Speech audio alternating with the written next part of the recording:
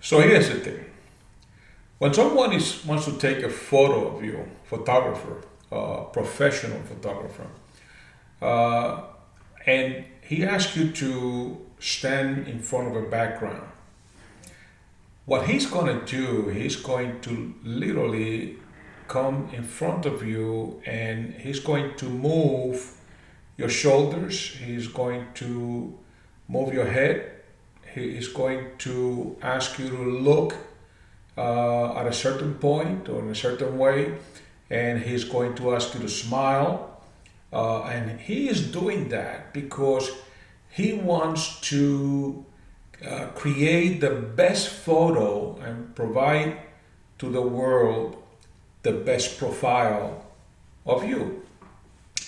When people that do not have any idea what professional photography is, and they are just amateurs and they just want to take a photo, a family gathering, a group of people, they usually turns around and says, okay, everybody stand over here and we're going to take a photo.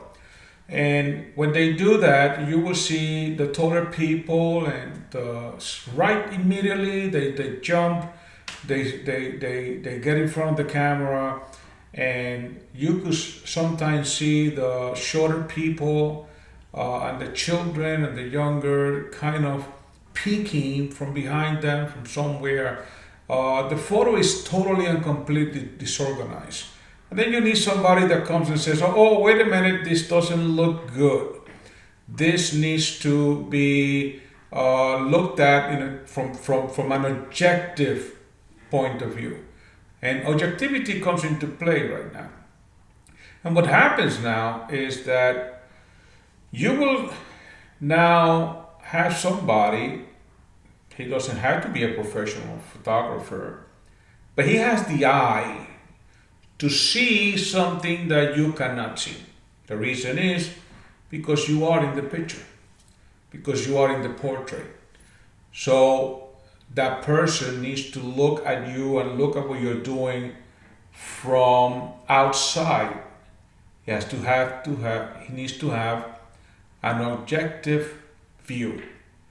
And when they do that, they bring the shorter people in the front of the photo, the taller people in the back of the photo, and they kind of set everybody in a way that everybody fit in the picture. Wow, what a beautiful picture it came out to be. And now you could show it to the world. Look at this is my family, so and so. What is this little story all about? Well, this little story is about thinking about objectivity. That is exactly what we do as coaches.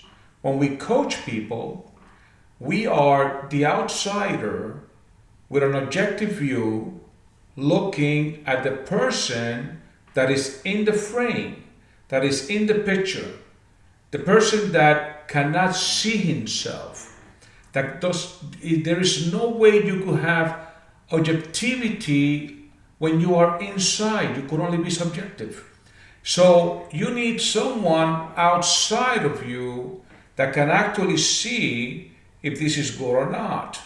So when I get dressed in the morning, Sunday mornings, I want to go to church, and I have picked some slacks and a shirt, tie, and I have selected a blazer of some sort, and basically I get dressed. And when I look at myself in the mirror, there is some sort of objectivity there, but what I do now is that I go to my wife and I say, how do I look? And she says, the tie is clashing with the rest of the outfit. So I turn around and I say, yes, you are right. Let me go. I get several different ties. I put them on the bed, and she looks at them and she goes, this is better for what you want to do. And so what I do is I put that tie on and look in the mirror. I go, oh, you know what? This is so much better. What she did is she made me look so much better, but the person that looks better is me. It's not that she did it for her, she did it for me.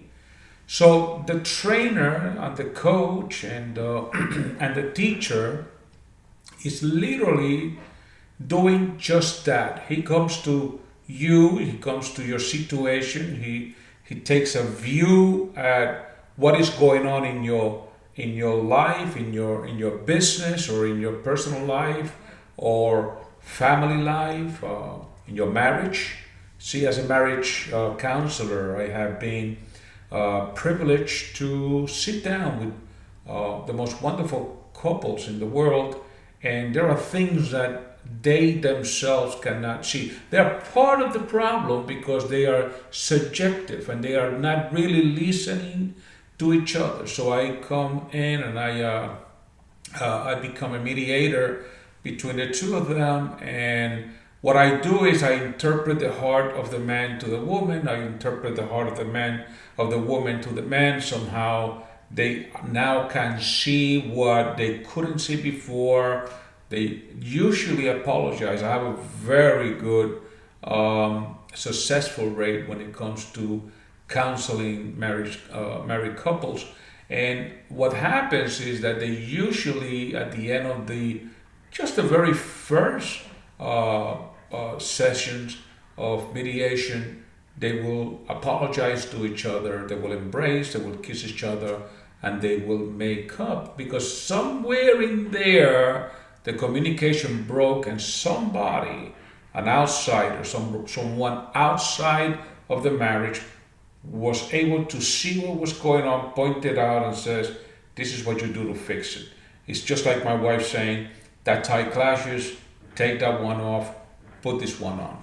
And this is what we do when we bring our collective knowledge and resources of information. See, information, once a person is capable of connecting the dots, then that person is now a resource that you can use for the purpose of your own personal growth.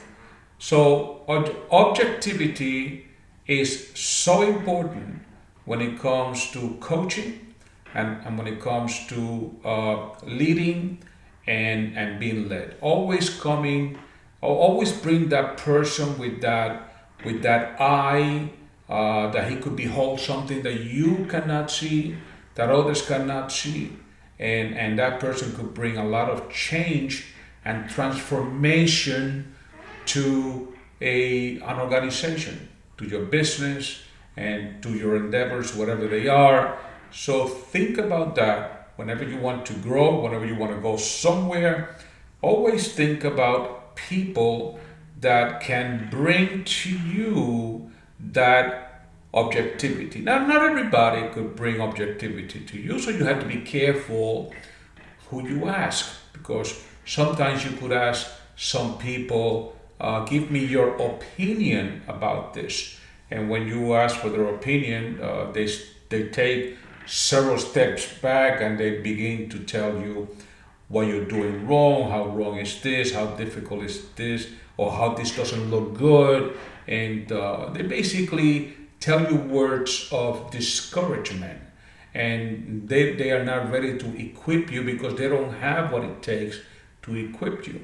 Now, when you go to someone that knows what they're doing and you ask that person, can you give me advice? Don't ask for people's opinion. People give you their opinion, they'll give it to you and they'll walk away, and there you go. They'll just break you in pieces. But when you actually you ask for the right person for advice, that person will actually come forward, 2 steps forward, and they will try to help you, really help you, and make you successful at that which it is that you are doing. Thank you for listening. Ahmed Malave.